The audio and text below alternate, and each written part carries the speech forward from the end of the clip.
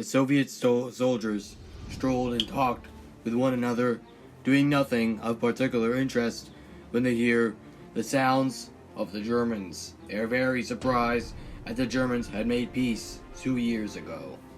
The Germans quickly storm on the surprised Soviets and quickly charge on them from all sides, ambushing them from several different places and quickly destroying their line, but they still hold very firmly. Operation Barbarossa is about to begin.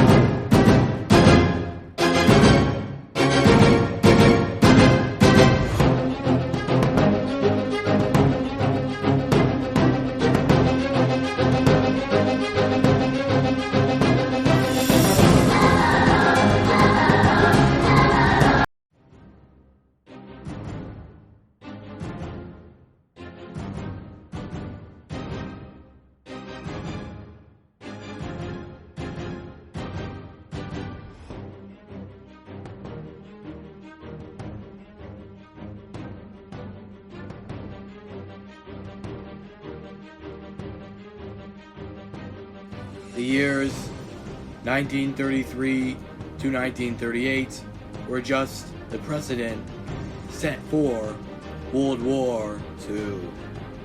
The German Reich during 1939 and 1940, having heavily industrialized and having been risen under Adolf Hitler, quickly went to expand into France and battled with Britain in, you guessed it, the Battle of Britain. In what was called the Blitz, London and many other British cities experienced the heaviness of British rockets, meaning missiles, bombs, and everything else you can possibly imagine except nuclear weapons. During 1941, the German Reich expanded even more heavily, while Italy helped in the Mediterranean, mainly in the ocean, and not much else. The German Reich, shown here, is mainly at 1941, before the invasion of the Soviet Union.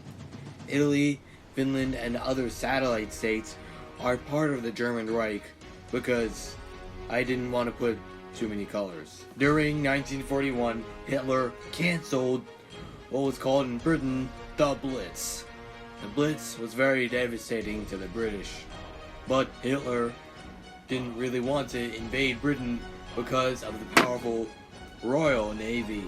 So instead, he decided to invade a nation that he considered foolish, disgusting, and terrible. This was the USSR, or as we shall call it, the Union of Soviet Socialist Republics. That's what USSR stands for. And Hitler's German Reich was the polar opposite of that. Hitler wanted to invade the Soviet Union because he himself considered Russians foolish and animals, which is why he thought you could beat them easily. Well, he was wrong. The Soviet Union was a multicultural state. Unlike everyone assumes, the USSR isn't necessarily Russian. Sure, Russian is the majority, and was the majority, because the USSR doesn't exist anymore, and it was the major language used, but there was still several other cultures, including, but not limited to, Estonian, Latvian, Lithuanian, Polish, Ukrainian, Belarusian, several Siberian tribes living in Siberia, Kazakh, Kyrgyz, Turkmen, Uzbek, some Afghans, Azerbaijani, Armenians, Georgians, and some Mongolians, and Chinese, and Crimean Tatars, and several other ethnic groups. By the way, Operation Barbarossa was named after Frederick Barbarossa, Emperor of the Holy Roman Empire, which, by the way, wasn't holy, wasn't Roman, and definitely wasn't an empire. It was just a loose empire made up of states. And, well, yeah. Frederick Barbarossa died, like, literally in the beginning of the Third Crusade after drowning in the river, which is pretty sad. On June 22nd, 1941, Adolf Hitler ordered the beginning of Operation Barbarossa, the most deadliest operation in history, and would inevitably commence at Stalingrad, where the Soviets would push back the Germans and inevitably help end World War II. Sorry if that spoiled anything for you. Operation Barbarossa had began. Some Soviets were dismissed to other fronts, and some tanks were quickly broken and so sent away for repairs. The Soviets on the German Army Group Center would be quickly outnumbered by several Germans heading their way. The Germans quickly attacked and began to circle around the Soviets that faced Army Group Center. And Army Group Center won the first part of the battle, but would begin to lose the latter.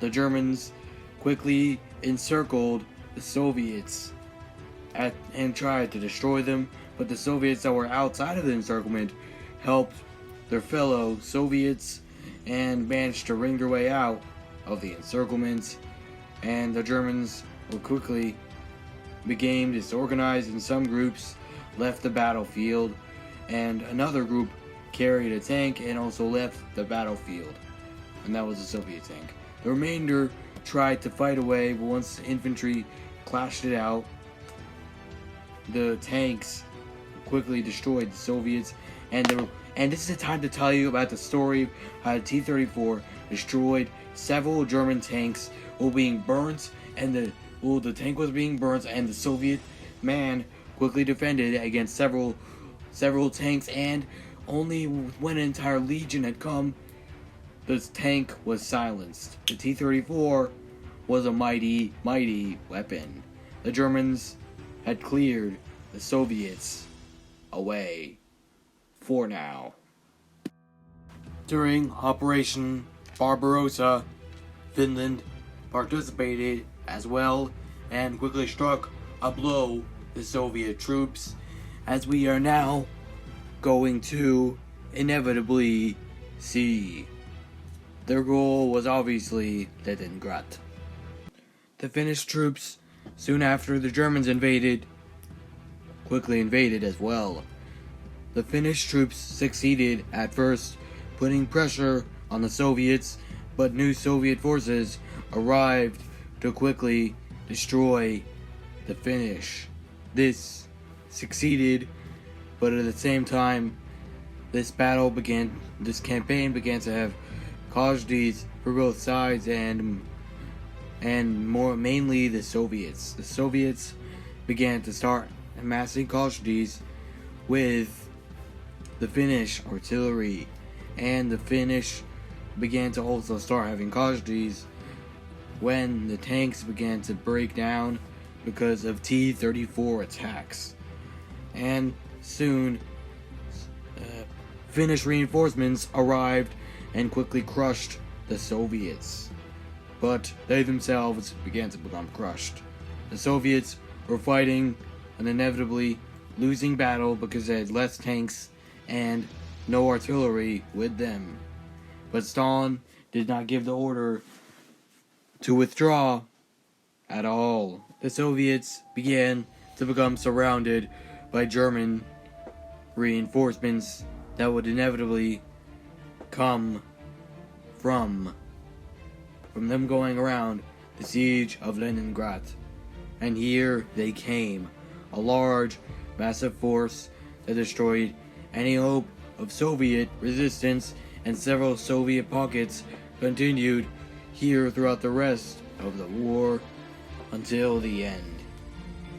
The Soviets began to become encircled, and several Soviets began to become destroyed and feeling silly.